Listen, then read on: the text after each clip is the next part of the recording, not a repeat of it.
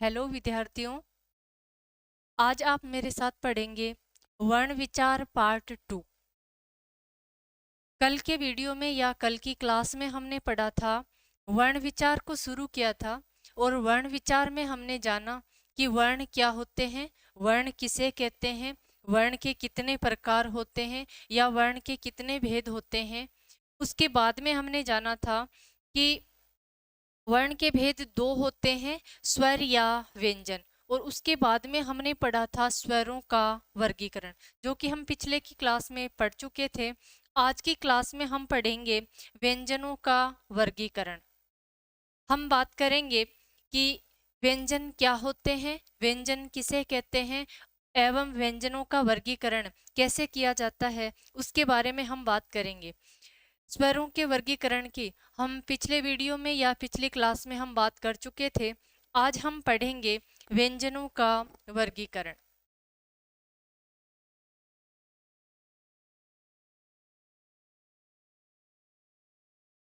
हमने बात की थी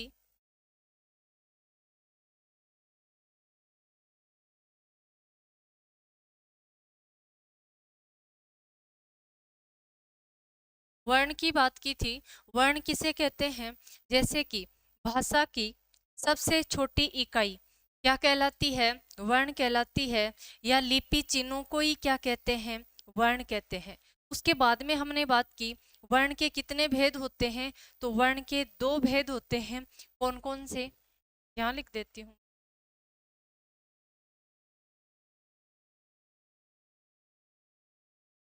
एक था स्वर और नंबर दो क्या था, व्यंजन। स्वर की हमने बात की थी कि स्वर किसे कहते हैं, जो स्वतंत्र रूप से बोली जाने वाली इकाई होती है वो क्या कहलाती है, स्वर कहलाती है। यानी कि बिना किसी सहायता से बोले जाने वाले क्या कहलाते हैं, स्वर कहलाते हैं। और दूसरा इसका भेद क्या था, व्यंजन। व्यंजन वे ध्वनि है, व्यंजन की अगर हम बात करें तो वैसे तो सबको पता है कि व्यंजन किसे कहते हैं। जैसे कि कै ख हम बात करें, सीधी सी अगर बात करें तो ये क्या होते हैं, व्यंजन होते हैं। व्यंजन से पहले ही अगर यहाँ हलंत लगा हुआ है तो ये क्या कहलाते हैं, व्यंजन। और हलंत नहीं लगा हुआ है तो ये क्या कहलाएंगे, अगर हलंत नहीं है तो ये क्या कहलाएंगे, वर्ण कहलाएंगे। जैसे कि हमने पिछले वीडियो में बात की थी कि वर्ण के अंदर स्वर एवं व्यंजन दोनों आ जाते हैं और दोनों का सम्मिलित रूप या मिला हुआ रूप क्या कहलाता है, वर्ण कहलाता है। इसके बाद में अगर हम बात करें कि वर्ण किसे कहते हैं, तो वर्ण की व्यंजन किसे कहते हैं, सॉरी, व्यंजन की हम बात करें तो व्यंजन स्वरों की सहायता से बोले जाने वाली ध्वनियां क्या कहलाती है, व्यंजन कहलाती है। स्वरों की सहायता से बोली जाने वाली ध्वनियां क्या कहलाती है, व्यंजन कहलाती है। मूल रूप में व्यंजन कितने होते हैं, 33 होते हैं, जो कि आपको सबको पता है। हम बात करेंगे कि जिन ध्वनियों का, एक बार फिर से सुनिए, व्यंजन की हम बात करते हैं, जिन ध्वनियों का उच्चारण करते समय हवा बाधित होती हुई बाहर निकलती है। कैसे, जैसे कि जिन ध्वनियों का उच्चारण करते समय हवा मुख विवर या स्वर यंत्र से बाधित होती हुई, स्वरों में तो क्या था, निर्बाधित होती हुई, यानी कि कोई बाधा नहीं, कोई अवरोध उत्पन्न नहीं होता स्वरों में। और व्यंजन में क्या होता है, बोलते समय अपने अंदर, मुख के अंदर जो अपने स्वर यंत्र है, जीभ ओठ तालु जो कुछ भी है, यहाँ स्पर्श होता है और अवरोध उत्पन्न होता है। और अवरोध उत्पन्न होने से हवा क्या होती है, थोड़ी सी बाधित होती हुई बाहर निकलती है, तो वे ध्वनियां क्या कहलाती है, व्यंजन कहलाती है। तो आज हम बात करेंगे व्यंजन के बारे में। व्यंजन मूल रूप से कितने होते हैं, 33 होते हैं। कौन कौन से होते हैं उनके बारे में हम बात करेंगे।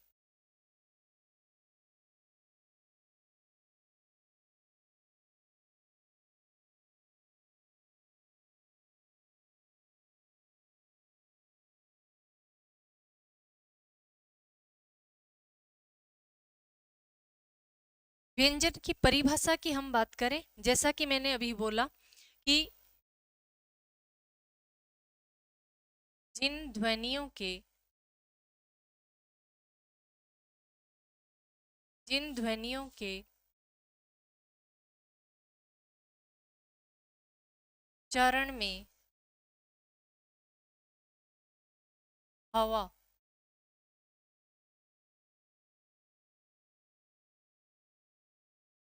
मुख विवर या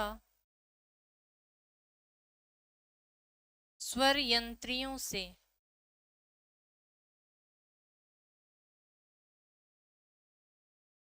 बाधित होती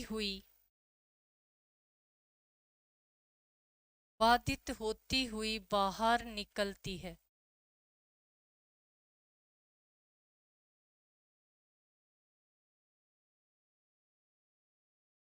बाहर निकलती है वे ध्वनियां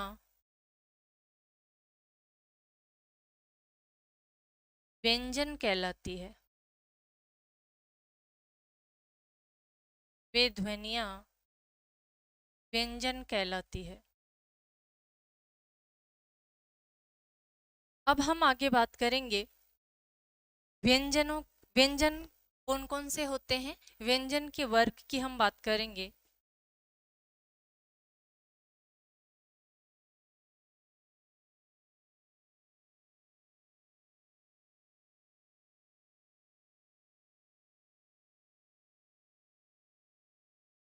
मूल रूप से व्यंजन कितने होते हैं?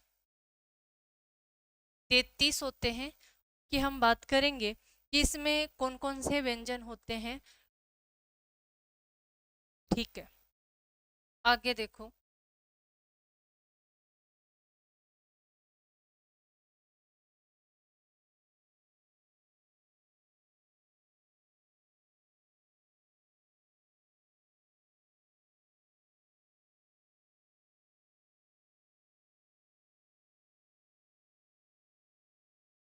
क, ख, ग, ख,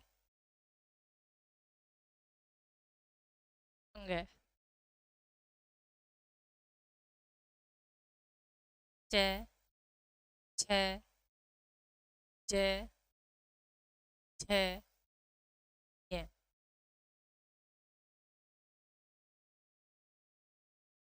ट, ठ, ड, ढ, ण।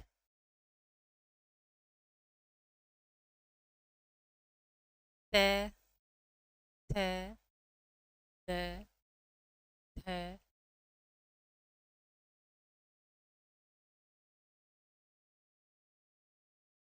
प, फ, ब, भ, न।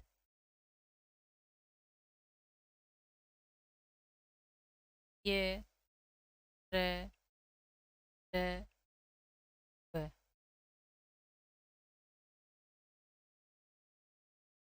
स, स, स, ह।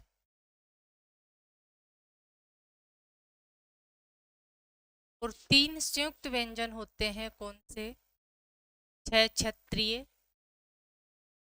त्र ये। इनकी भी हम बात करेंगे, ये कैसे बने हैं। आपके सामने मैंने व्यंजन लिखे हैं। इन व्यंजनों का हम वर्गीकरण करेंगे। सबसे पहले हम जाने इन व्यंजनों के बारे में। इनके नीचे ये जो लगा हुआ है, हलंत लगा हुआ है, इसका मतलब ये क्या है? अधूरे हैं, अपने रूप में क्या नहीं है? पूर्ण नहीं है। इनमें स्वर मिला देने पर या स्वरों की सहायता से ये क्या हो जाएंगे? पूर्ण हो जाएंगे। कैसे? जैसे कि मैं बात करूं, व्यंजन प्लस स्वर बराबर क्या बना? क। अब इसे हम क्या कहेंगे? वर्ण। वर्ण के अंदर व्यंजन और स्वर दोनों का क्या होता है? मिला हुआ रूप होता है। अब हम बात करें इनको और क्या कहते हैं, तो ये अपना इन्हें वर्ग के रूप में बोलते हैं। ये क वर्ग है। क वर्ग में क वाली लाइन के सारे व्यंजन आ चुके हैं। ये च वर्ग है, ये ट वर्ग है, ये त वर्ग है, ये प वर्ग है। और इन्हें बोलते हैं अंतस्थ व्यंजन और इन्हें बोलते हैं ऊष्म व्यंजन। और इन्हें बोलते हैं संयुक्त व्यंजन। अब हम बात करेंगे कि संयुक्त व्यंजन का निर्माण कैसे होता है, तो उनके बारे में हम बात करते हैं। संयुक्त व्यंजन,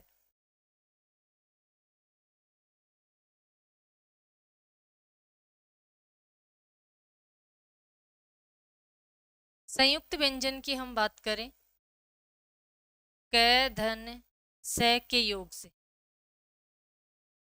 कैसे बनते हैं? क धन से के योग से बनते हैं। त्र की हम बात करें, त धन र के योग से बनते हैं। और ये की हम बात करें, जय धन ये के योग से बनते हैं। अब मैं आपसे प्रश्न पूछना चाह रही हूं कि यहाँ हलंत कहाँ कहाँ लगता है? अगर मूल रूप में यहाँ हलंत लगा हुआ है तो दोनों पर क्या लगेगा? हलंत लगेगा। नहीं तो अगर यहाँ हलंत नहीं लगा हुआ है तो वहां एक अक्षर पर क्या लगेगा? हलंत लगेगा, क्योंकि दूसरे वाले व्यंजन में स्वर मिला हुआ होता है। क्या होता है? स्वर मिला हुआ होता है। जैसे कि मैं कहूं यहाँ एक जगह हलंत, अभी हमने दोनों जगह हलंत लगाया है, तो आगे हम और क्या लिख सकते हैं? प्लस स्वर भी लिख सकते हैं, क्योंकि हमने दोनों जगह क्या लगाया है? हलंत लगाया है। तो आगे हम क्या मिला देंगे? स्वर मिलाने पर ये पूरा रूप हो जाएगा और यहाँ से क्या हट जाएगा? हलंत हट जाएगा। कई अब ये आगे संधि में अपने काम आएंगे, ये अपने संयुक्त रूप से लिखे हुए होंगे, तो आपको पता होना चाहिए कि इनके टुकड़े करते समय हमें क्या करना है, या कहाँ हलंत लगाना है और कैसे लगाना है, या ये किसके योग से बने हुए होते हैं, उनका आपको ध्यान रखना है, ताकि संधि का कोई भी शब्द हो उसके टुकड़े करते समय आपको कोई भी कठिनाई ना हो। ठीक है। ये व्यंजन मूल रूप में कितने होते हैं? 33 होते हैं। अब हम इनका क्या करेंगे? वर्गीकरण करेंगे।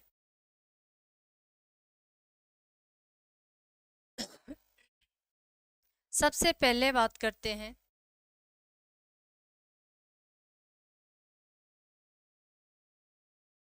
उच्चारण स्थान के आधार पर। उच्चारण स्थान के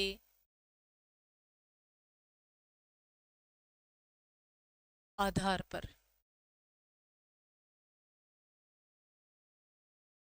उच्चारण स्थान के आधार पर स्वरों का वर्गीकरण कितने प्रकार से किया जाता है या कैसे किया जाता है, उनके बारे में हम बात करेंगे।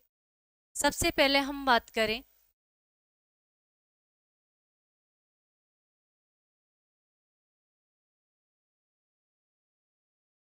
कंठ। नंबर 2 पर आता है तालु। 3 पर आता है धा। नंबर 4 पर दंत।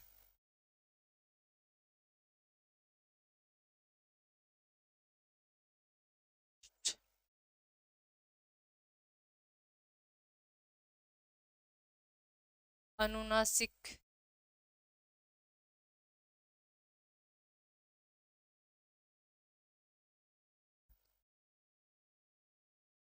कंठ तालु।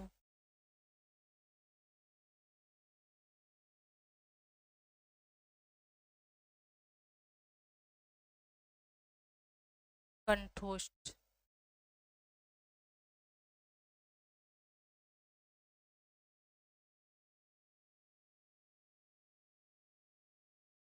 अब हम बात करेंगे क्या कि व्यंजनों का उच्चारण करते समय इनका स्थान, यानी कि ये कहाँ से उच्चारण होते हैं, उनके बारे में हम बात करेंगे। या अपने स्वर यंत्र जो कंठ है, कंठ से कौन कौन से व्यंजनों का उच्चारण होता है, तो उसके बारे में हम बात करते हैं। तो कंठ में सबसे पहले हम क्या लिखें? क वर्ग, यानी कि क वर्ग लिखने का अर्थ है क वर्ग के पूरे व्यंजन। क, ख, ग, घ, अंग।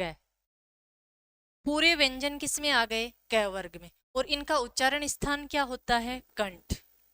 इसके अलावा इनके साथ ही हम बात कर लेते हैं कि इनकी स्वरों के उच्चारण स्थान की बात हमने पिछली क्लास में नहीं की थी, तो उनकी भी हम बात कर लेते हैं। तो इस क वर्ग के अलावा ए, आ, इनका भी उच्चारण स्थान कौन सा होता है? कंठ होता है। इसके अलावा कंठ से हम क्या बोलते हैं? है को भी हम कहाँ से उच्चरित करते हैं? कंठ से। इसके अलावा विसर्ग भी कहाँ से बोला जाता है? कंठ से। तालु की बात करें या तालव्य व्यंजन की हम बात करें तो तालव्य व्यंजन में कौन सा वर्ग आएगा? च वर्ग। च वर्ग में च वर्ग के सारे व्यंजन आ चुके हैं, च, छ, ज, झ, य। उसके बाद में स्वरों की बात करें तो ई, ई। उसके बाद में हम बात करें तो ये, और उसके बाद में हम बात करें तो स। उच्चारण स्थान से हमें पता चलेगा कि कौन से स को क्या कहते हैं। स का हम उच्चारण स्थान किस में रख रहे हैं? तालु में। तो ये स क्या कहलाता है? तालव्य स। और ये सारी चीजें कहाँ काम आएगी? आगे संधि पढ़ते समय काम आएगी कि ये कौन सा स है, क्योंकि हम स्कूल में तो सलगम वाला स बोलते हैं, लेकिन अब हम कंपटीशन दे रहे हैं तो कंपटीशन के अंदर या किताबों के अंदर इनकी परिभाषा जब हम पढ़ते हैं तो इन स का नाम क्या होता है? चेंज होता है। वो नाम कैसे परिवर्तित होता है? वो इसी उच्चारण स्थान के आधार पर परिवर्तित होता है। अब हम बात करें मूर्धा की। इनमें आने वाले या यहाँ से उच्चरित होने वाले क्या कहलाते हैं? मूर्धन्य व्यंजन कहलाते हैं। ठीक है, कौन से होते हैं? ट वर्ग। ट वर्ग के सारे व्यंजन किस में आ जाते हैं? मूर्धा में आते हैं। इसके बाद में और कौन सा आता है? री भी। री का स्थान भी क्या होता है? मूर्धा के अंदर, ट वर्ग के अंदर होता है। उसके बाद में ये का दूसरा क्या? रे। और दूसरा वाला स क्या कहलाता है? मूर्धन्य स कहलाता है। क्यों? क्योंकि इसका उच्चारण स्थान क्या है? मूर्धा है। इसके बाद में हम दंत की बात करें तो त वर्ग के सारे व्यंजन कहाँ आ जाएंगे? दंत में आ जाएंगे। सारे व्यंजन कहाँ आ जाएंगे? दंत में आ जाएंगे। एवं आगे देखो, ये, रे, ल, से। ये कौन सा स हुआ? दंत्य से। दंत से उच्चारण स्थान उच्चरित होने पर या उच्चारण स्थान दंत होने पर या दंत्य होने पर ये स क्या कहलाया? दंत्य से कहलाया। इसके बाद में हम ओष्ठ की बात करें तो प वर्ग। प वर्ग कहाँ से उच्चरित होता है या उच्चारण स्थान इसका क्या होता है? ओष्ठे या ओष्ठ होता है। प वर्ग के अलावा यहाँ आता है उ। उसके बाद में यहाँ व को नहीं रखा जाता। अब हम बात करें अनुनासिक, तो अनुनासिक आपको पता ही है, पांचवा वर्ण। प्रत्येक वर्ग का पांचवा वर्ण क्या होता है? अनुनासिक होता है। तो अंगे, ये, ण, न, ये क्या होते हैं? अनुनासिक या नासिके व्यंजन कहलाते हैं। क्या कहलाते हैं? अनुनासिक या नासिके व्यंजन कहलाते हैं। इसके बाद में हम बात करें कंठ तालु। कंठ तालु में कौन से व्यंजन या स्वर आते हैं उसकी हम बात करें तो देखो, ये अपना कंठ यहाँ और ये तालु, इन दोनों को क्या करना है? जोड़ना है। किसको जोड़ना है? वर्ग को नहीं जोड़ना है, ए, आ और ई को जोड़ना है। और पिछली क्लास में हमने बात की थी कि ए धन ई बराबर क्या बनता है या क्या सामने आता है? तो ए। क्या था? ए। और ए धन जो नया रूप, जो नया स्वरूप अपने सामने आया था ए, तो ए धन ए बराबर किसका निर्माण हुआ था? ऐ का निर्माण हुआ था। तो ए ऐ कहां पर आ जाते हैं? कंठ तालु में आ जाते हैं। इसके बाद में अगर हम बात करें कंठोष्ठ में क्या आता है, तो ये अपना क्या रहा? कंठ। और ये क्या रहा? ओष्ठ। दोनों को क्या करना है? प्लस। कंठ के अंदर क्या आ चुका है? ए आ। और ओष्ठ में क्या आया हुआ है? उ उ। और जैसा कि मैंने पिछले क्लास में आपको बताया कि ए धन ऊ से किसका निर्माण होता है? तो ओ का निर्माण होता है। तो ओ का उच्चारण स्थान क्या हुआ? कंठोष्ठ हुआ। कंठोष्ठ में क्या आया? ओ औ। इसके बाद में अगर हम बात करें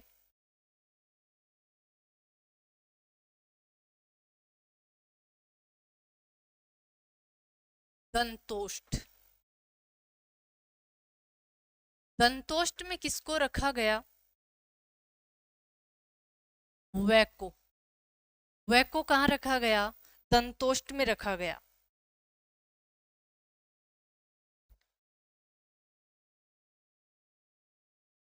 और किसको रखा गया? फैको। ये पीछे क्या लगाया गया है? नुक्ता। इसे क्या कहते हैं? नुक्ता। जो बिंदी लगी हुई है इसे क्या कहते हैं? नुक्ता कहते हैं।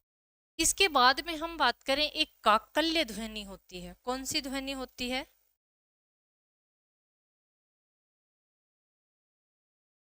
काकल्य ध्वनि।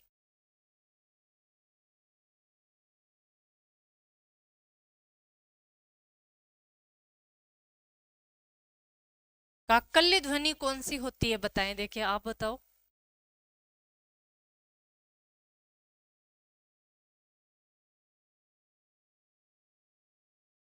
काकल्य का अर्थ हुआ जो अपने मुंह के अंदर, यहाँ छोटा सा जो यंत्र जो अपने मुंह में लगा हुआ होता है उसकी मैं बात कर रही हूँ। काकल्य ध्वनि यानी कि बिल्कुल मध्य से हम कंठ से जो उच्चारण करते हैं वो क्या कहलाती है? काकल्य ध्वनि कहलाती है। तो यहाँ से एक तो है का उच्चारण होता है। किसका? है का। और एक किसका उच्चारण होता है? विसर्ग। विसर्ग का उच्चारण भी कहाँ से होता है?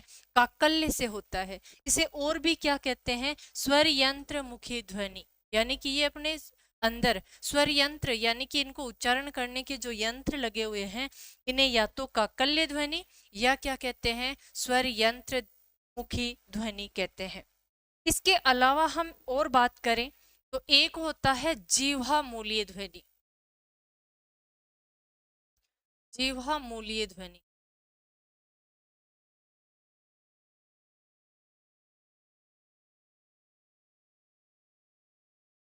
कौन सी होती है? नुक्ता लगी हुई क, ख, ग। इनके पीछे क्या लगा हुआ होता है? नुक्ता लगा हुआ होता है। ये क्या होता है? नुक्ता तो हम किसे कहते हैं? जैसे कि हमारे गांवों में किसी की डेथ हो जाती है तो 10वां 12वां दिन जो होता है उसे हम क्या कहते हैं? नुक्ता कहते हैं। लेकिन अगर हम व्याकरणिक दृष्टि से बात करें तो जो अरबी फारसी की बाहर से ग्रहण की हुई ध्वनियां होती है उनके पीछे जो ये लगी हुई बिंदी होती है ये क्या कहलाती है? नुक्ता कहलाती है। तो हम बात करें, आगे हम बात करेंगे अभी ये बिंदी कहाँ कहाँ लगती है, इनका अर्थ क्या क्या होता है या इसे क्या क्या कहते हैं, आगे बात करेंगे। ये हमने उच्चारण स्थान के आधार पर क्या पढ़ा?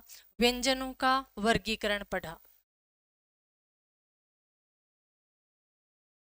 कहाँ कहाँ से कौन कौन से वर्ग या कौन कौन से व्यंजन या कौन कौन से स्वर कहाँ कहाँ से उच्चरित होते हैं या उनका उच्चारण स्थान क्या क्या होता है, ये मैंने आपके सामने यहाँ रखा है।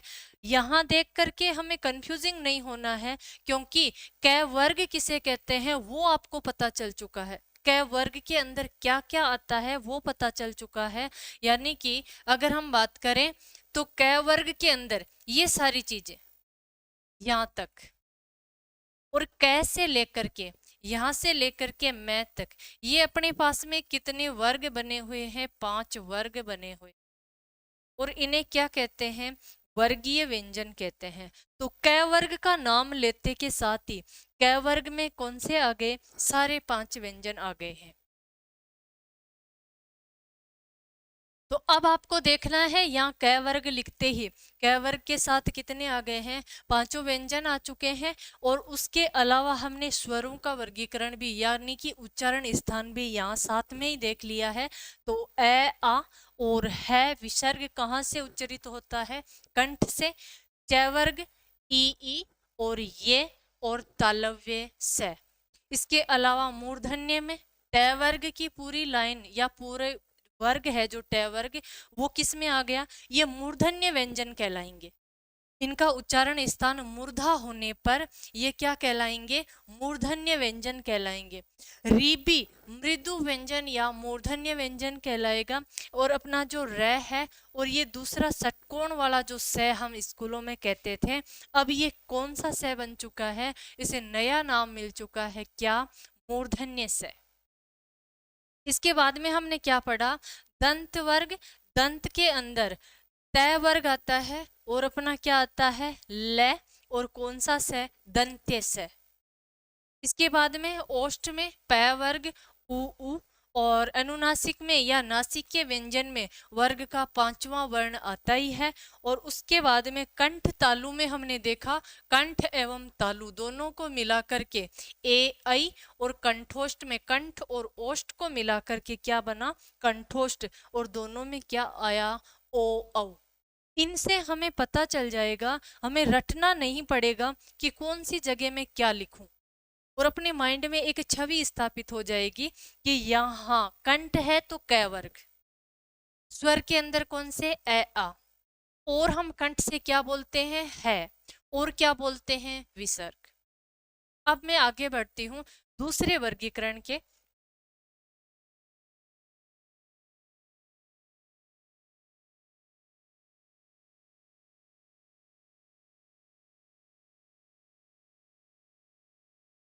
नंबर 2 है अपने पास में उच्चारण प्रियतन के आधार पर। उच्चारण प्रियतन के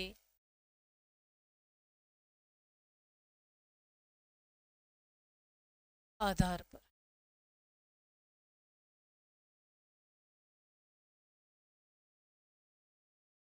उच्चारण प्रियतन के आधार पर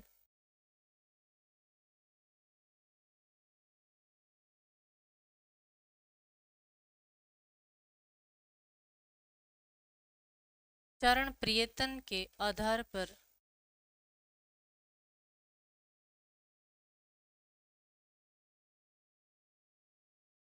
व्यंजनों का वर्गीकरण, व्यंजनों का वर्गीकरण 8 प्रकार से किया जाता है। 8 प्रकार से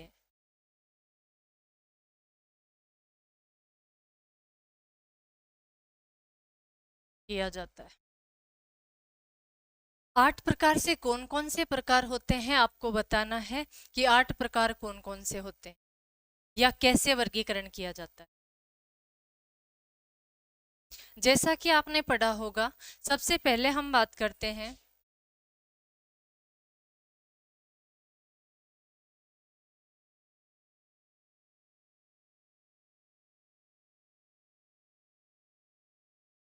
स्पर्श व्यंजन।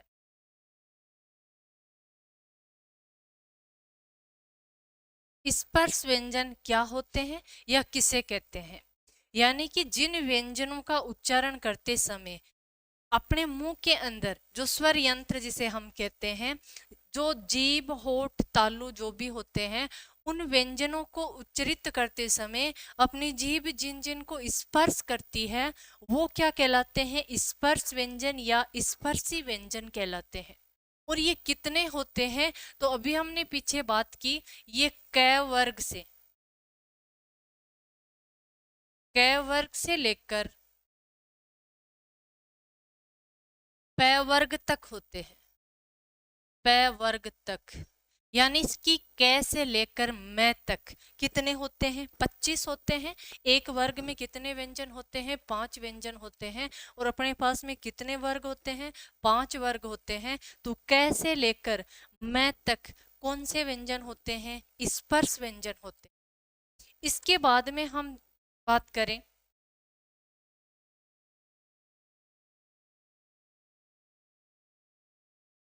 संघर्ष स्पर्शी व्यंजन। संघर्ष स्पर्शी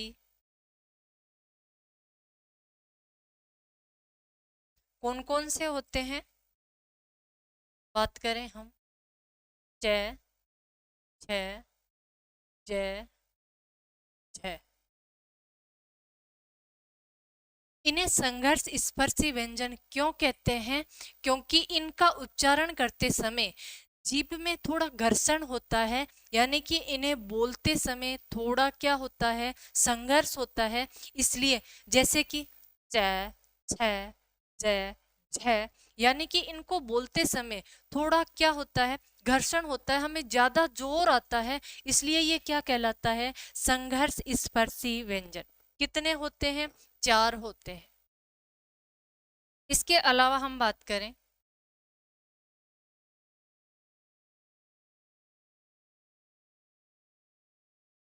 अनुनासिक व्यंजन। अनुनासिक व्यंजन कौन से होते हैं? आपको पता ही है। अनुनासिक व्यंजन या नासिकीय व्यंजन की अभी हमने बात की थी। वर्ग का 5वां वर्ण क्या कहलाता है? नासिकीय व्यंजन कहलाता है या अनुनासिक व्यंजन कहलाता है? कौन से होते हैं बताओ? क वर्ग का अंग है, च वर्ग का ये, न, न, न, ये क्या होते हैं? नासिकीय व्यंजन होते हैं। पता चल चुका है अनुनासिक व्यंजन कौन से होते हैं या नासिकीय व्यंजन कौन से होते हैं। तो वर्ग का 5वां वर्ण हमने लिखा है। ठीक है, आगे हम बात करें क्षिप्त व्यंजन। उत्क्षिप्त व्यंजन इन्हें और क्या कहते हैं? ताड़न जात। ताड़न जात व्यंजन ये कौन से होते हैं आपको बताना है अब। हाँ, उत्क्षिप्त व्यंजन कौन से होते हैं, यानी कि ताड़न जात व्यंजन कौन से होते हैं और ये कहाँ काम आते हैं, ये बताना है। जैसा कि आपने सोच लिया होगा, जैसा कि आपने कई पुस्तकों में पढ़ा होगा, हम बात करते हैं उत्क्षिप्त का अर्थ क्या होता है। सबसे पहले हम जाने उत्क्षिप्त का अर्थ क्या होता है या ताड़न जात का अर्थ क्या होता है। तो उत्क्षिप्त का अर्थ होता है फेंका हुआ, यानी कि झटके के साथ बोलना।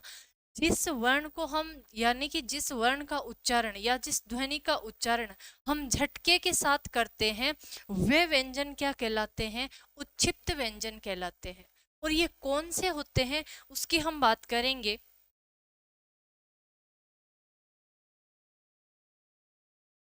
मैंने लिखा है ड और ढ, ये सही लिखा है। मैं आपसे पूछना चाहूंगी कि ताड़न जात व्यंजन यही होते हैं या इसके अलावा कोई और होते हैं?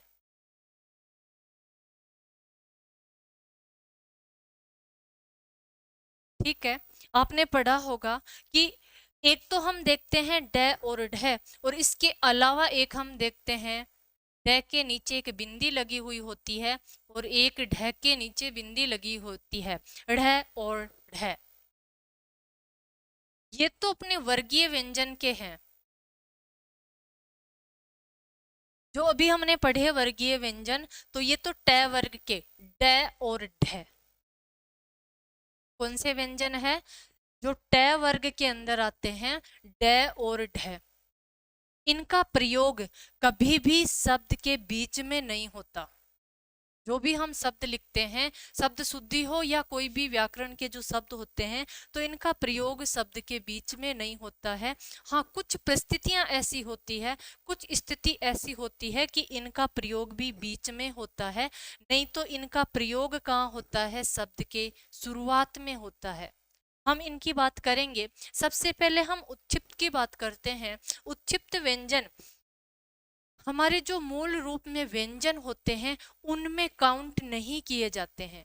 उनमें तो अपने डै और ढह ही काउंट किए जाते हैं, ये अलग है, वर्णमाला से भी अलग। यानी कि इनके नीचे क्या लगा हुआ है, नुक्ता लगा हुआ है या बिंदी लगी हुई है, नुक्ता तो इधर होता है साइड में। बात करूं मैं क्षिप्त व्यंजन, कौन से होते हैं, ड़ और ढ। इनका प्रयोग कहाँ होता है, तो इनका प्रयोग शब्द के बीच में होता है। जैसे कि मैं बात करूं, मैंने शब्द लिखा पढ़ाई, लड़ाई, चढ़ाई, यानी कि शब्द के बीच में इनका प्रयोग होने पर हम नीचे क्या लगा देते हैं, बिंदु लगाते हैं। अब हमारे विद्यार्थियों को ये पता नहीं होता कि बिंदु कहाँ लगाना चाहिए और कहाँ नहीं लगाना चाहिए, तो आज मेरे साथ आप सीखोगे कि बिंदु कहाँ लगाना चाहिए और कहाँ नहीं लगाना चाहिए। तो जो वर्गीय व्यंजन होते हैं ड और ढ, तो उनके नीचे बिंदु नहीं लगता है। कैसे, जैसे कि मैं बात करूं, मैं लिखूं क्या, ढोल, इनका प्रयोग यहां बिंदु नहीं लगता, ये वर्गीय व्यंजन है और शब्द के शुरुआत में इनका क्या हुआ है, प्रयोग हुआ है। जैसे कि ढीठ, तो यहाँ बिंदु हमें लगाने की कोई आवश्यकता नहीं हुई और शब्द के शुरुआत में क्या होता है, इनका प्रयोग होता है। इनका प्रयोग कहाँ होता है, ढ़ और ढह का प्रयोग कहाँ होता है, बीच में होता है। जैसे कि इनको बोलते समय क्या लगता है, अपनी जीभ को क्या लगता है, झटका लगता है। जैसे कि मैं बोलूं क्या, थप्पड़,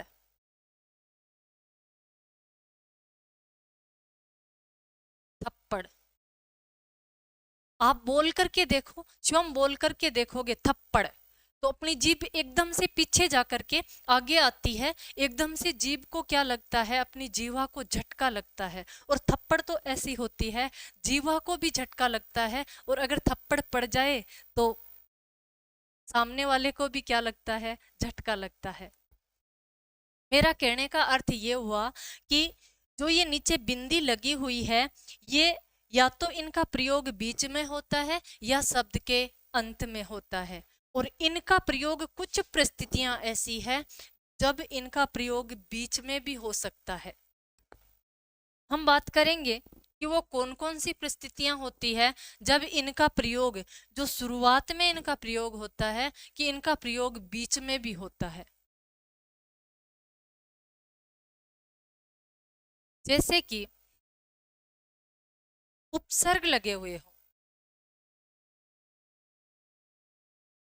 कोई शब्द में उपसर्ग लगा हुआ हो, तो इनका जो वर्गीय व्यंजन है ड और ढ, तो इनका प्रयोग बीच में भी हो जाता है।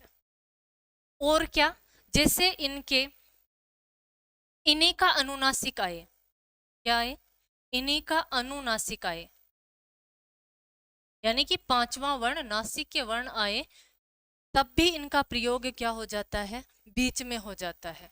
उपसर्ग की मैं बात करूं तो देखो, सुडोल, अब हम यहाँ बिंदी नहीं लगाएंगे, आगे उपसर्ग लगा हुआ है सु, इसलिए हम इसका प्रयोग कहाँ कर चुके, बीच में भी कर चुके हैं। जैसे कि मैं और लिखूं नीडर, अब हमने कहा इसका प्रयोग किया है, बीच में प्रयोग किया है। अनुनासिक की हम बात करें तो इन्हीं का पांचवा वर्ण, जैसे कि अंडा, अब इनका प्रयोग हम कहाँ कर चुके हैं, अंत में कर चुके हैं। इनका प्रयोग तो कहाँ होता है, शब्द के शुरुआत में होता है, लेकिन इनका अनुनासिक, ये ऊपर जो अनुस्वार लगा हुआ है, ये हम ऐसे लिखें अंडा, तो इसको हमने, ये जो पांचवा वर्ण है ये अनुनासिक होता है, यानी कि इसका पांचवा वर्ण ये किस में परिवर्तित हो गया, अनुस्वार में परिवर्तित हो गया है, इसलिए हमने सीधा ही क्या लिखा है, अंडा। झंडा, अब इनका प्रयोग हमने कहाँ कर दिया, शब्द के अंत में भी कर दिया। कोई भी शब्द में उपसर्ग लगा हुआ हो, यानी इन्हीं का पांचवा वर्ण आए, यानी कि इनका अनुनासिक आए, तो भी किसका प्रयोग होता है, इनका प्रयोग शब्द के अंत में, जो वर्गीय व्यंजन है ड और ढ, तो इनका प्रयोग कहाँ कर सकते हैं, शब्द के अंत में कर सकते हैं। और कौन सी ऐसी परिस्थिति होती है जैसे कि इन्हीं का द्वितीय वर्ण आए, डबल आए इन्हीं का, वहां भी कौन सी परिस्थिति होती है?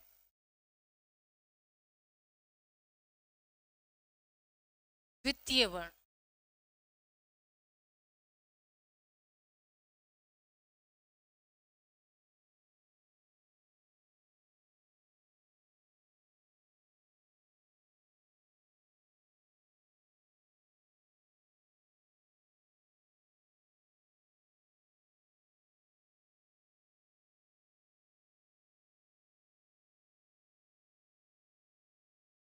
द्वितीय वर्ण की हम बात करें, जैसे कि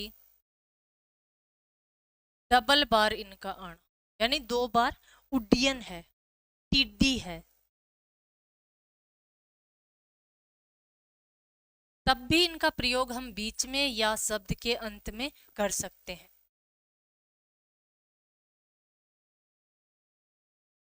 इसके अलावा इनका प्रयोग कहीं होता है, शब्द के शुरुआत में होता है, जैसे कि मैंने अभी आपको बताया, ढोल है, ढीठ है, ढक्कन है, डायन है, डमरू है। तो इन शब्दों में इनका प्रयोग क्या होता है? शब्द के शुरुआत में होता है। डमरू, ढक्कन है, ढीठ है,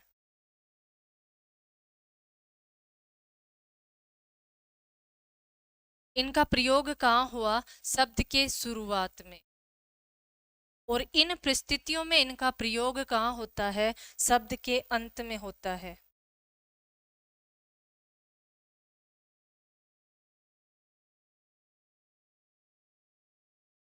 और इनका प्रयोग, जैसे कि अंग्रेजी शब्दों में भी इनका प्रयोग बीच में कर सकते हैं। कैसे? जैसे कि मैं लिखूं बोर्ड, बीच में या अंत में रेडियम, इनका प्रयोग कहाँ हुआ है? बीच में हुआ है या अंत में हुआ है। ये चीजें आपको ध्यान रखनी है। यहाँ से अपनी शब्द शुद्धि भी उठ करके आती है, एवं हमें शब्द शुद्ध लिखने का भी क्या होता है? नॉलेज होता है। और हमें ये भी पता चलता है कि कौन से के नीचे बिंदी लगेगी या कौन से वर्ग वर्ण के नीचे या व्यंजन के नीचे बिंदु नहीं लगेगा। अब हम बढ़ते हैं आगे।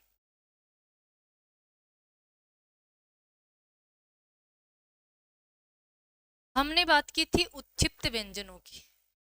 उसके बाद में अपना कर्म आता है 5 नंबर का, परकंपित व्यंजन। परकंपित व्यंजन बताओ देखे कौन सा होता है? हाँ, परकंपित व्यंजन कौन सा होता है? र। बात करें हम, कौन सा होता है? र। यानी कि जिस व्यंजन का उच्चारण करते समय अपनी जीवा में क्या हो? थोड़ा कंपन हो, वो क्या कहलाता है? परकंपित व्यंजन कहलाता है, या लुंठित व्यंजन कहलाता है। और इसे क्या कहते हैं? लुंठित व्यंजन कहते हैं। ठीक है। इसके बाद में हम बात करें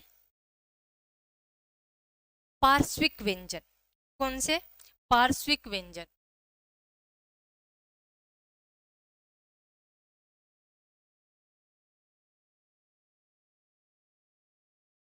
पार्श्विक व्यंजन, जिस व्यंजन का उच्चारण करते समय जो हवा बगल से, यानी कि अपने यहाँ परसव से निकल जाती है, अपने बगल से निकल जाती है, जैसे कि ल। ल का उच्चारण करते समय हवा परसव से निकल जाती है, इसलिए ये क्या कहलाया? पार्श्विक व्यंजन। कौन सा होता है? ल। इसे क्या कहते हैं? पार्श्विक व्यंजन कहते हैं। नंबर 7 अपना है ईशत व्यंजन। ईशत स्पर्शी व्यंजन।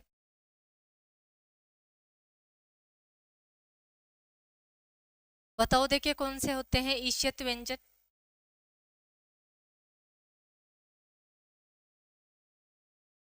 देखो बात करते हैं हम। ईशत व्यंजन होता है ये, व। कौन से होते हैं? ये, वह। इन्हें और क्या कहते हैं? इन्हें अर्ध स्वर कहते हैं। क्या कहते हैं? अर्ध स्वर कहते हैं। अब मैं आपसे पूछना चाहूंगी कि इन्हें अर्ध स्वर क्यों कहते हैं? इन्हें अर्ध स्वर क्यों कहते हैं, आपको बताना है। हाँ, ठीक है, आपने सोच लिया होगा अपना आंसर। हम बात करते हैं कि इनका प्रयोग हम कहाँ करते हैं? स्वरों के स्थान पर इनका प्रयोग करते हैं, इसलिए ये क्या कहलाते हैं? अर्ध स्वर कहलाते हैं। कहाँ कहाँ करते हैं, आपको बताना है कि इनका प्रयोग हम स्वरों के स्थान पर कब करते हैं। ठीक है, हम बात करते हैं जैसे कि कोवा।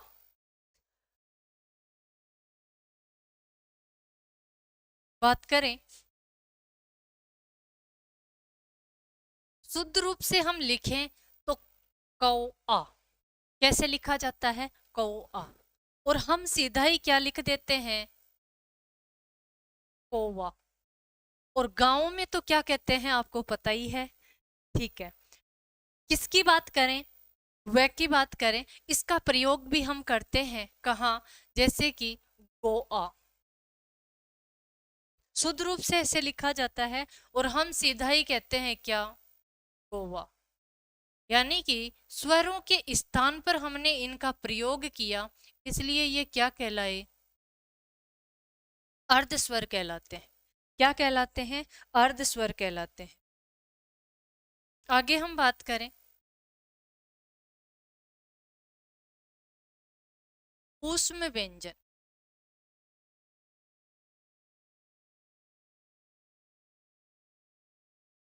ऊष्म व्यंजन कौन से होते हैं? बात करते हैं हम। से, से, से, है। इन्हें क्या कहते हैं? ऊष्मीय व्यंजन या ऊष्म व्यंजन कहते हैं। क्यों कहते हैं? क्योंकि इनका उच्चारण करते समय अंदर जब जीवा से घर्षण पैदा होता है तो वहां एक ऊष्मा पैदा होती है, एक गर्माहट पैदा होती है, इसलिए इनका नाम क्या हुआ? ऊष्मीय व्यंजन या ऊष्म व्यंजन। कौन से होते हैं? से, तालव्य से, मूर्धन्य से, दंत्य से और है। ये क्या कहलाते हैं? ऊष्मीय व्यंजन। आगे हम बात करते हैं, नंबर 3 की हम बात करें व्यंजनों के वर्गीकरण में। हवा या वायु लगने के आधार पर। हवा या वायु लगने के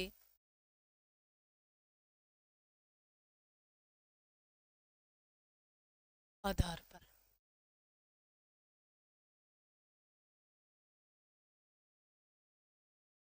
यानी कि जिन ध्वनियों का उच्चारण करते समय हवा की मात्रा कितनी लगती है या हवा की मात्रा कम लगती है या ज्यादा लगती है, उसके आधार पर इसका वर्गीकरण किया गया है। और ये कितने प्रकार के होते हैं? ये 2 प्रकार के होते हैं। कौन कौन से होते हैं? इनकी हम बात करें तो ये होते हैं अल्प प्राण और नंबर 2 होता है महाप्राण।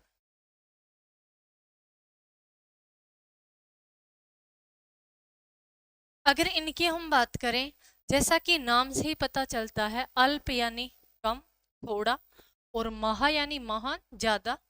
ठीक है, जिन ध्वनियों का या जिन व्यंजनों का, जिन ध्वनियों का उच्चारण करते समय हवा की मात्रा कम लगे या थोड़ी लगे, उन्हें क्या कहते हैं? अल्प प्राण कहते हैं।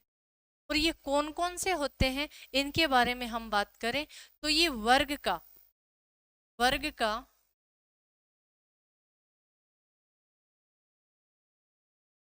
पहला, तीसरा और पांचवा। कौन कौन से व्यंजन होते हैं? ये होते हैं वर्ग का पहला, तीसरा और पांचवा। यानी कि मैंने यहाँ सभी वर्गों की बात की है, जैसे क वर्ग का पहला, क वर्ग का तीसरा और क वर्ग का पांचवा। ऐसे ही हमने बात की च वर्ग का पहला और च वर्ग का तीसरा, च वर्ग का पांचवा। ऐसे ही सभी वर्गों के कितने हो गए, पहला, तीसरा और पांचवा। और अपने पास वर्ग कितने हैं, अपने पास वर्ग 5 है। और पांच पांच के अपने कितने लिए हैं, 3 लिए हैं, तो 5 तरी कितने होते हैं, 15 होते हैं। तो ये अल्प प्राण में वर्ग का पहला, तीसरा एवं पांचवा आ चुका है। इसके अलावा सभी स्वर भी अल्प प्राणी होते हैं। सभी स्वर क्या होते हैं, अल्प प्राण होते हैं।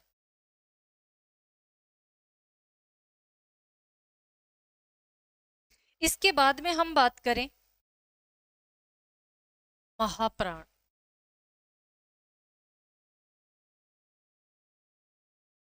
तो अब आप बता सकते हो कि वर्ग का पहला, तीसरा, पांचवा तो हमने निकाल ही लिया, तो बचे कौन से, दूसरा और चौथा व्यंजन बचा है। तो वर्ग का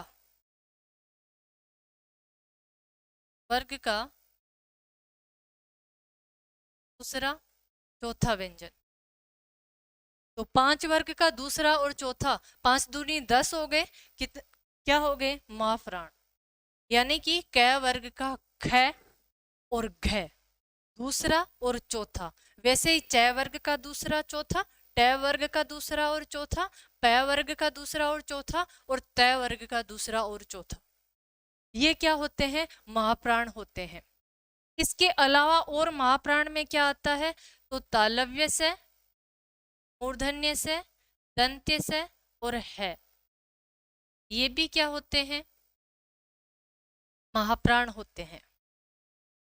ठीक है, यानी कि इनमें कंफ्यूज होने की बात नहीं है। अगर आपने महाप्राण याद रख लिया तो महाप्राण याद रह जाएगा, बाकी बचे हुए अल्प प्राण हो जाएंगे। ये भी हम कैसे याद रखेंगे, महाप्राण के अंदर अपना क्या आ रहा है, और यहां भी क्या आ रहा है। तो एक तो ये लाइन याद आ जाएगी, और एक महाप्राण, यानी कि बोलने में या उच्चारण करने में इनका समय क्या लगे, अधिक लगे। अल्प प्राण से थोड़ा सा अधिक समय लगे, वो क्या होते हैं, महाप्राण होते। अब हम लास्ट और अंतिम की बात कर लेते हैं। कौन सा, नंबर 4 प्रकार की हम बात कर लेते हैं। स्वर तंत्रियों में, स्वर तंत्रियों में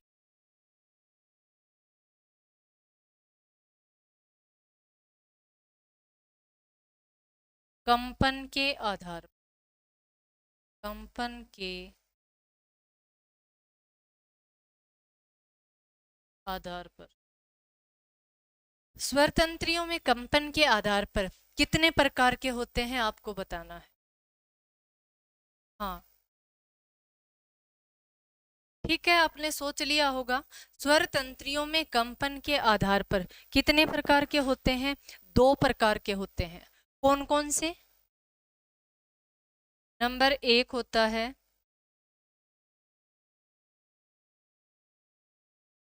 घोष या सघोष वर्ण, घोष या सघोष वर्ण, और नंबर 2 होता है अघोष वर्ण।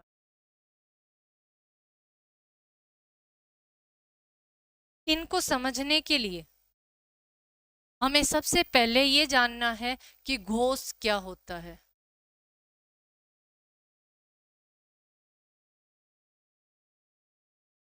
घोष से तो उपसर्ग लगा हुआ है, मेन रूप से क्या है, घोष। और घोष का अर्थ होता है कंपन, और हमने यहाँ क्या लगाया, से यानी सहित उपसर्ग लगाया, यानी कि जो ध्वनियां या जिन ध्वनियों का उच्चारण करते समय स्वर तंत्रियों में क्या होता है, कंपन उत्पन्न होता है, वो क्या कहलाते हैं, सघोष व्यंजन कहलाते हैं। क्या कहलाते हैं, सघोष व्यंजन कहलाते हैं। यानी कि इनका उच्चारण करते समय स्वर तंत्रियों में क्या उत्पन्न होता है, कंपन उत्पन्न होता है। नंबर 2 की हमने बात की थी, क्या, अघोष व्यंजन। वही बात है, हमने घोष लिखा है, आगे उपसर्ग का प्रयोग किया है कौन सा, अ, और अ यानी नहीं, यानी कि जिन ध्वनियों का उच्चारण करते समय स्वर तंत्रियों में कंपन उत्पन्न नहीं होता है, वहां कौन से व्यंजन होते हैं या कौन से वर्ण होते हैं, अघोष वर्ण होते हैं। अब हम बात करेंगे ये कौन कौन से होते हैं, तो इनकी हम बात करेंगे, ठीक है।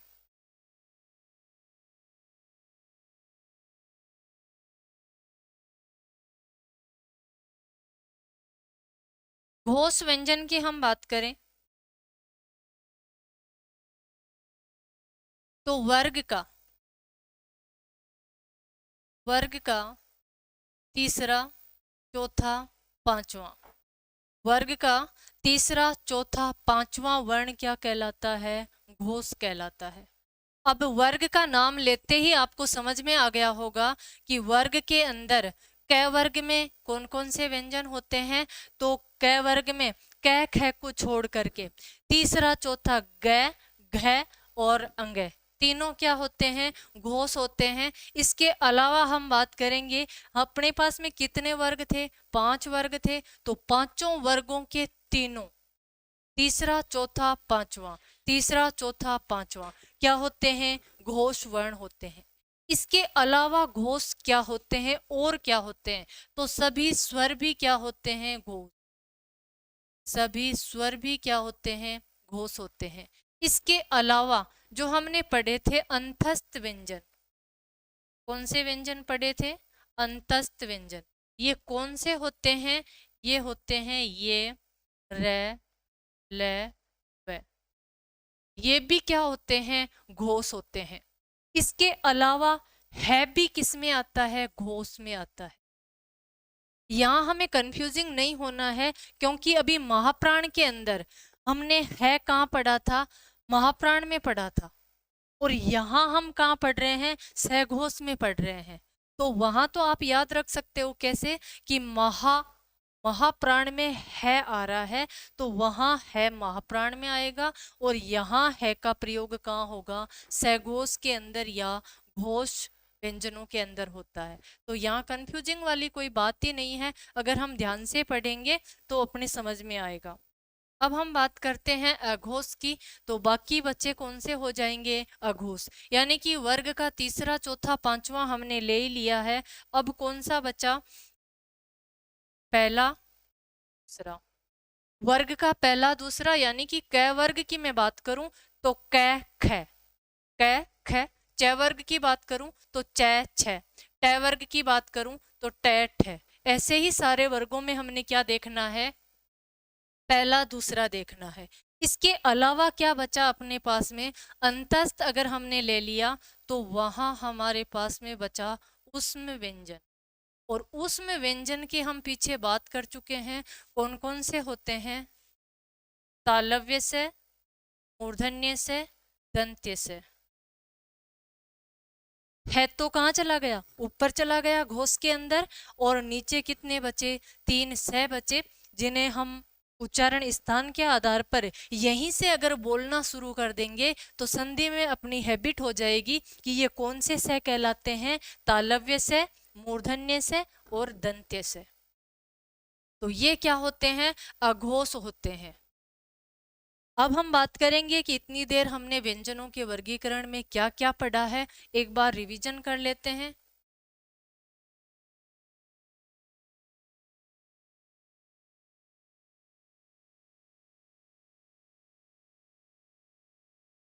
हमने वर्ण विचार का पार्ट 2 के बारे में बात की, व्यंजनों का वर्गीकरण। सबसे पहले हमने जाना वर्ण क्या होता है, स्वर और व्यंजन दोनों वर्ण के अंदर होते हैं, और वर्ण में 2 भेद हमने देखे, स्वर एवं व्यंजन। स्वर के बारे में हम कल पढ़ चुके थे, और व्यंजन के बारे में हम आज पढ़ ही रहे हैं। हमने पढ़ा कि व्यंजन किसे कहते हैं, तो आपको पता ही है, स्वरों की सहायता से जो बोले जाते हैं वो क्या कहलाते हैं, व्यंजन कहलाते हैं। व्यंजन मूल रूप से कितने होते हैं, तो 33 होते हैं, हम बात कर ही चुके, स्वर 11 होते हैं और व्यंजन कितने होते हैं, 33 होते हैं। हमने अंतस्थ व्यंजन, ये कौन से होते हैं? अंतस्थ व्यंजन होते हैं। और ये कौन से होते हैं? ऊष्मीय व्यंजन होते हैं। और इनके अलावा ये कौन से होते हैं? संयुक्त व्यंजन होते हैं। इनकी हम बात कर ही चुके हैं। इसके बाद में हमने पढ़ा इनका वर्गीकरण। तो सबसे पहले हमने पढ़ा उच्चारण स्थान के आधार पर, यानी कि इनका उच्चारण जहां से, जिन स्वर तंत्रियों से हम करेंगे, इनका उच्चारण स्थान वही हो जाएगा। तो कंठ, तालु, मूर्धा, दंत, ओष्ठ, अनुनासिक या नासिकीय व्यंजन, और कंठ तालु, कंठोष्ठ, दंतोष्ठ, काकल्य ध्वनि और जीवा मूल्य ध्वनि, ये हम पढ़ ही चुके हैं। इनके अलावा हमने बात की दूसरे वर्गीकरण की, तो उच्चारण प्रयत्न के आधार पर, कि जीभ से हम उच्चारण करते समय जो भी प्रयत्न करते हैं उनके अनुसार इनका वर्गीकरण किया। तो सबसे पहले स्पर्श व्यंजन या स्पर्शी व्यंजन की बात की, तो वो कहाँ से होते हैं? क वर्ग से लेकर प वर्ग तक होते हैं। और क वर्ग क्या होता है ये आप समझ ही चुके हो। उसके बाद में हमने बात की संघर्ष स्पर्शी व्यंजन कितने होते हैं? 4 होते हैं। इसके बाद में हमने अनुनासिक व्यंजन या नासिकीय व्यंजन की बात की, तो ये 5 होते हैं, यानी कि वर्ग का 5वां वर्ण होता है, आपको पता ही है। उसके बाद में हमने बात की उत्क्षिप्त व्यंजन किसे कहते हैं? तो जो झटके के साथ, जो भी शब्द हमारी जीभ को झटका लगता है, यानी कि फेंका हुआ, ताड़न जात इन्हें कहते हैं। इनकी हमने बात की कि इनका प्रयोग कहाँ करते हैं, तो यहाँ से अपनी शब्द शुद्धि भी क्या हो रही है? क्लियर हो रही है। और इनका हमें पता भी चला कि कौन से ताड़न जात होते हैं और कौन से वर्गीय व्यंजन होते हैं। तो जिनके नीचे बिंदु लगी हुई होती है वो उत्क्षिप्त व्यंजन होते हैं, और जिनके नीचे बिंदु नहीं लगी हुई होती है वो अपने वर्गीय व्यंजन होते ही हैं। इसके बाद में हमने बात की कि कुछ परिस्थितियां ऐसी होती है जो वर्गीय व्यंजन होते हैं उनका बीच में भी हम क्या करते हैं? प्रयोग करते हैं। तो वो परिस्थितियां कौन सी होती है? जैसे कि किसी शब्द के आगे कोई उपसर्ग लगा हुआ हो, या नासिकीय व्यंजन उन्हीं का अनुनासिक व्यंजन आए 2 बार, तब हम बीच में कर सकते हैं। या द्वितीय वर्ण डबल बार इनका प्रयोग करना पड़े, तब भी हम इनका प्रयोग बीच में या अंत में कर सकते हैं। या अंग्रेजी शब्दों में भी इनका प्रयोग हम बीच में या अंत में कर सकते हैं, नहीं तो इनका प्रयोग शब्द के शुरुआत में ही होता है। कैसे? जैसे कि डमरू है, डायन है, ढक्कन है, ढीठ है, तो इनका प्रयोग शब्द के शुरुआत में ही होता है। कुछ एक ऐसी परिस्थितियां हैं जिनमें इनका प्रयोग क्या होता है? बीच में होता है। और उच्चिप्त व्यंजनों का प्रयोग तो बीच में या अंत में ही होता है। जैसे कि थप्पड़ है, सड़क है, जड़त्व है, लड़ाई है, पढ़ाई है, जो भी है वहां हम क्या लगाते हैं? बिंदु लगाते हैं। इसके बाद में हमने बात की परकंपित व्यंजन, यानी कि जिनको बोलते समय क्या पैदा हो? कंपन उत्पन्न हो, तो वो कौन सा होता है? रै व्यंजन होता है। इसे लुंठित व्यंजन भी कहते हैं। क्या कहते हैं? लुंठित व्यंजन भी कहते हैं। उसके बाद में हमने बात की पार्श्विक व्यंजन, यानी कि जिस व्यंजन को बोलते समय हवा बगल से निकल जाती है, तो वो कौन सा है? लय। उसके बाद में ईष्यत स्पर्शी व्यंजन, इन्हें अर्ध स्वर भी कहते हैं, और क्यों कहते हैं उसकी चर्चा हम कर ही चुके हैं। उसके बाद में हमने पढ़ा ऊष्म व्यंजन, तो ऊष्मीय व्यंजन जिनको बोलते समय जीभ में घर्षण पैदा होता है वो कौन से होते हैं? ऊष्मीय व्यंजन होता है। इसके बाद में हमने पढ़ा हवा या वायु लगने के आधार पर अल्प प्राण एवं महाप्राण 2 प्रकार के होते हैं, और कौन कौन से आते हैं ये आपको पता चल ही चुका है। इसके बाद में हमने बात की स्वर तंत्रियों में कंपन के आधार पर। तो कितने प्रकार के होते हैं? 2 प्रकार के होते हैं, सघोष या घोष व्यंजन और अघोष व्यंजन। सघोष कौन से होते हैं? वर्ग का तीसरा, चौथा, पांचवा, और सभी स्वर भी कहाँ आ जाते हैं? सघोष में। ये सबसे इंपॉर्टेंट है, यहाँ सबसे ज्यादा ध्यान देना है। क्यों? क्योंकि सघोष और अघोष हम संधि के अंदर पढ़ेंगे। तब आपको एक छवि आपके माइंड में एकदम स्थापित होनी चाहिए, एक इमेज आपके माइंड में होनी चाहिए कि सघोष में कौन कौन से वर्गीय व्यंजन या कौन कौन से स्वर आते हैं, या अंतस्थ भी इसमें आते हैं, या है का प्रयोग भी किसमें होता है, घोष में होता है। अघोष में क्या होता है, पहला वर्ग का पहला और दूसरा व्यंजन, और उसमें व्यंजन के तीनों से किसमें आते हैं, अघोष में आते हैं। आज हमने पढ़ा व्यंजनों का वर्गीकरण। आज मैं अपनी वाणी को यहीं विराम देते हैं और कल के वीडियो में हम आगे शुरू करेंगे। धन्यवाद।